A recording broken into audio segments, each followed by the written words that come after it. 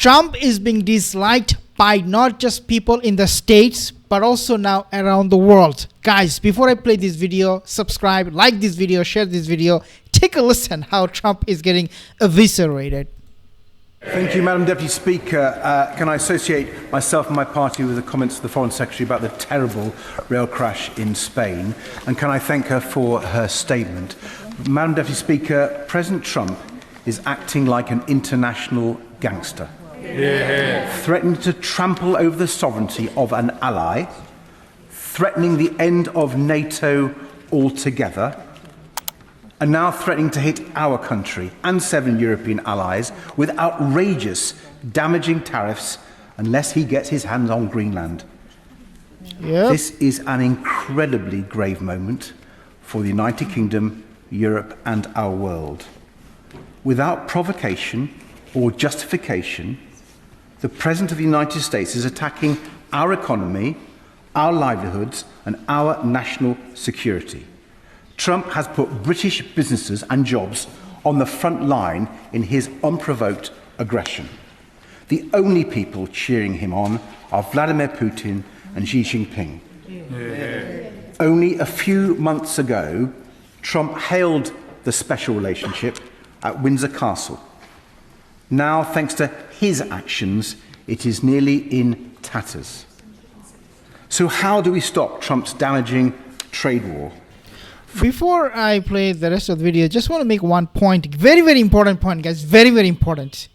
And that is that Donald Trump wants to invade Greenland. He wants to invade this country, that country, because if he doesn't, then Russia and China will take over. But on the same token, he is inviting Vladimir Putin to be in the peace board of Gaza.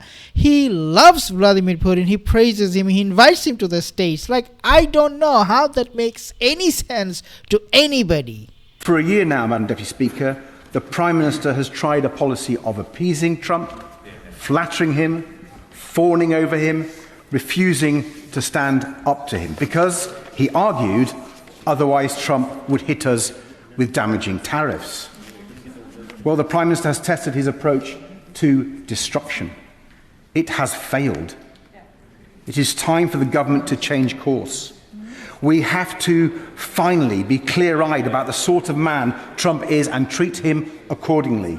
He is a bully. He thinks he can grab whatever he wants, using force if necessary. And he is corrupt. The most corrupt president the United States has ever seen. So there are only two ways of getting him to back down: bribing him with a new jet perhaps, or a few billion in his crypto account, or standing up to him like we would with any other bully, standing together with our European allies to make him back down. That's the choice. Which one, Foreign Secretary? Well, Exactly. This is clearly a serious moment. I wonder if the honourable gentleman actually saw the Prime Minister's response this morning. And he should know that it is because this is a serious moment that we respond in a serious way. That this Prime Minister responds in a serious way, in a calm, robust and hard-headed way about what is in the UK's national interest, and also how we work together in the alliances that are crucial for our security, our prosperity, and also are underpinned by our values. That is why the Prime Minister has been so firm in the United Kingdom's response. It's why I welcomed the Danish Foreign Minister to London today. And I think that the honourable member's description of our Prime Minister's response and our UK government response is inappropriate. I would say I think this is a really important time for parties to come together on how we ensure that we can respond to the situation that we are in, that we can work closely with our allies, but that we can also create a constructive approach to our Arctic security, which ultimately will depend on transatlantic cooperation and ultimately will depend on ensuring that those alliances and that transatlantic alliance respects the principles of sovereignty and respects the principles of collective security.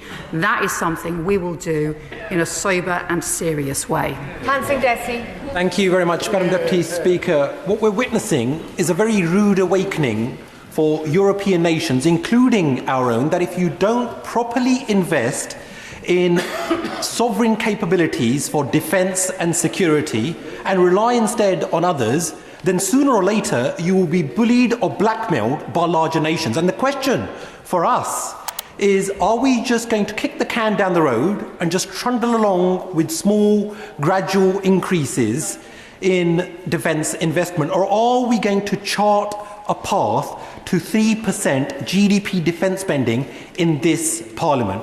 Now, in terms of Arctic security, the Foreign Secretary intimated that only one British officer was involved in the Danish-led Operation Arctic Endurance in Greenland.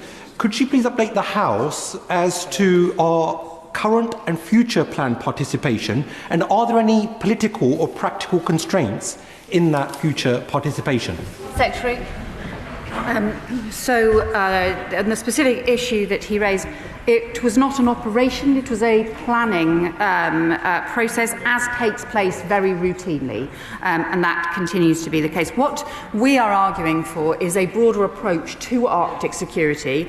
In fact, the UK's strongest contribution is around the north of Norway. Our partnership with Norway is really now unrivalled. Both the commandos, the excellent work that I saw at Camp Viking and elsewhere, and also of the frigates, the joint frigates there. And that is our unrivalled. For a non-Arctic nation, our contribution to Arctic security is now unrivalled. And we see this as being part of Arctic Sentry, a wider approach to the collective Arctic security. But what I would also say is he raises the issue about investment.